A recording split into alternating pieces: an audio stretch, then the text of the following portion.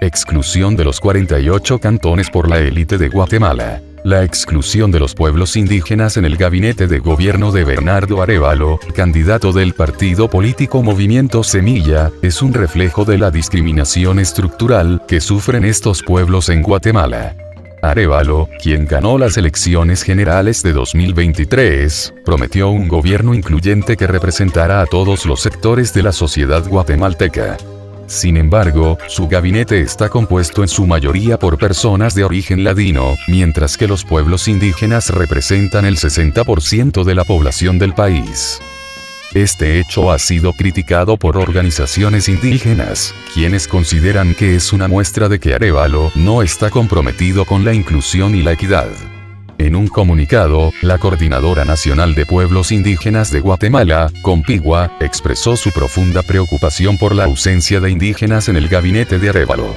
La Compigua señaló que esta exclusión es un reflejo de la discriminación estructural que sufren los pueblos indígenas en Guatemala. El caso de los 48 cantones de Totonicapán es un ejemplo de la exclusión que sufren los pueblos indígenas en Guatemala. En estas comunidades, el movimiento Semilla ganó las elecciones municipales en la primera y en la segunda vuelta electoral.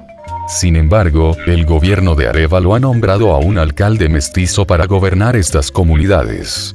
La lucha de los 48 cantones de Totonicapán por el derecho a la autodeterminación es un ejemplo de la resistencia que los pueblos indígenas están poniendo a la discriminación y la exclusión. Esta lucha ha sido apoyada por organizaciones indígenas de todo el país, quienes consideran que es un ejemplo de la lucha por la justicia y la igualdad en Guatemala. La consigna de defender la democracia en el caso de los 48 cantones de Totonicapán es una reivindicación legítima. Sin embargo, es importante recordar que la democracia burguesa corrupta que domina Guatemala es una democracia excluyente que no representa los intereses de los pueblos indígenas. Por lo tanto, la lucha de los 48 cantones de Totonicapán es también una lucha por una democracia más justa e inclusiva. A continuación, se presentan algunas posibles explicaciones para la exclusión de los pueblos indígenas en el gabinete de gobierno de Bernardo Arévalo. La discriminación estructural que sufren los pueblos indígenas en Guatemala. La discriminación estructural es un fenómeno que se produce cuando las instituciones y las prácticas sociales reproducen la desigualdad y la exclusión de ciertos grupos sociales. En el caso de Guatemala, los pueblos indígenas han sido históricamente discriminados por su origen étnico. Esta discriminación se manifiesta en diferentes ámbitos, incluyendo la política, la economía y la educación. La falta de representación política de los pueblos indígenas. Los pueblos indígenas están subrepresentados en el Congreso de la República de Guatemala. En la legislatura 2023-2027, los pueblos indígenas solo ocupan 10 de los 160 escaños del Congreso. Esta falta de representación política dificulta que los pueblos indígenas hagan valer sus intereses en el gobierno. Los intereses de los partidos políticos tradicionales.